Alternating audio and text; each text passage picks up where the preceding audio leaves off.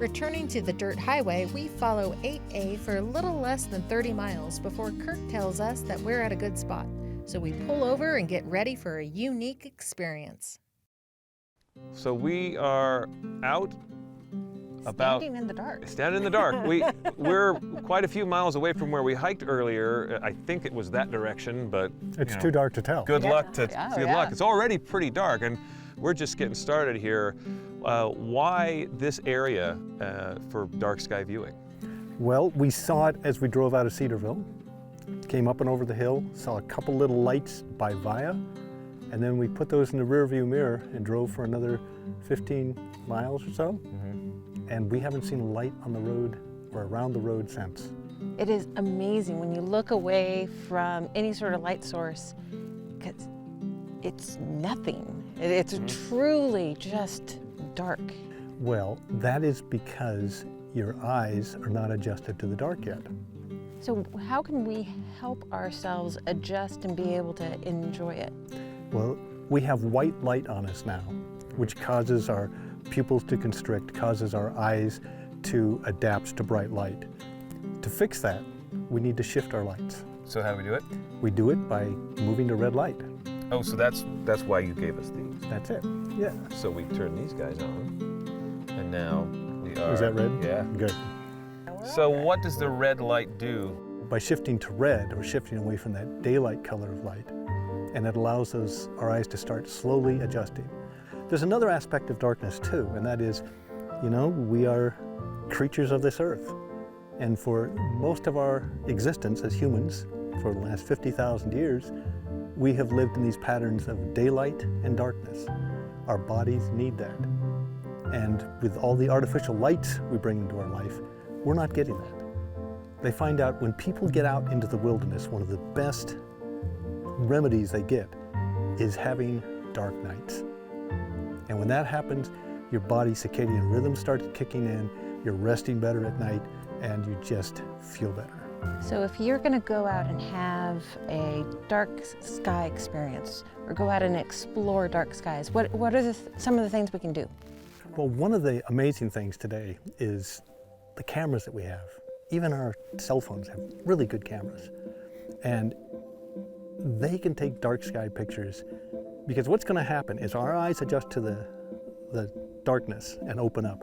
You're going to see incredible things out there. You can capture that with your camera. Dark sky photography allows you to take a little longer exposures, and it'll capture even more than you see. What did you bring tonight to capture that? Well, I've got my DSLR camera. So the first thing I did is I rolled up the ISO to about 3200.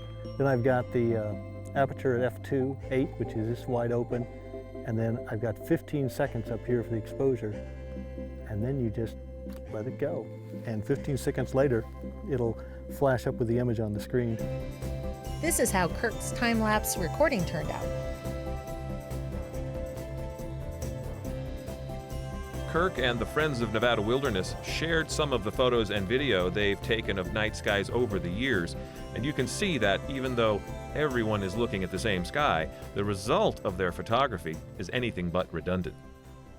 I brought a small telescope so we can zoom in. We have Jupiter's up there, very clear, Saturn's on the side, a little bit of Scorpio. And with a telescope, we should be able to see some of the banding on Jupiter and possibly the rings on Saturn. And it's a very small telescope. You don't need much. Binoculars, if you've got a good pair of binoculars, you can just lay back and just prowl the skies. Oh, that's cool. And those binoculars will 10 times as many stars as you can see with the naked eye. I can't wait to see the sky light up. This is going to be great. So we probably should turn off the bright lights that are in our faces and check it out. I guess if we want to see things light up, we actually have to shut down, right? Yeah, we do. Unfortunately. All right. All right. Give your eyes that time to adjust, and we'll see what we can see. Cool. All right, cool. That's Jupiter up there. It's not real sharp, but you can definitely see the ball and see 3 moons off to either side. Oh, wow. That's so cool. Yeah, and that's just a really small telescope. That is really neat. You know, part of the experience too is I can hear the coyotes starting to sing out there. It's just a cool way to enjoy the night. Well, the other thing is, you can see pictures of all these planets, all the time. Google and you'll find thousands of pictures of these. But to actually look up, see a star, look through a telescope and say, it's really there. This is me seeing it with my eye, with a little help. And to be able to just glance up and the Milky Way's right there. Yep.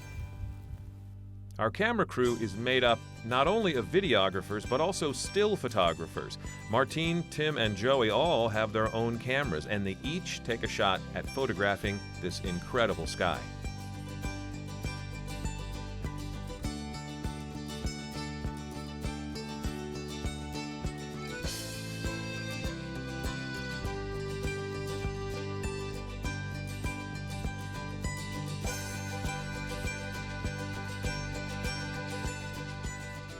Well, in keeping with the dark sky protocol, we are staying red, but we are enjoying this and thinking about the trip we've had.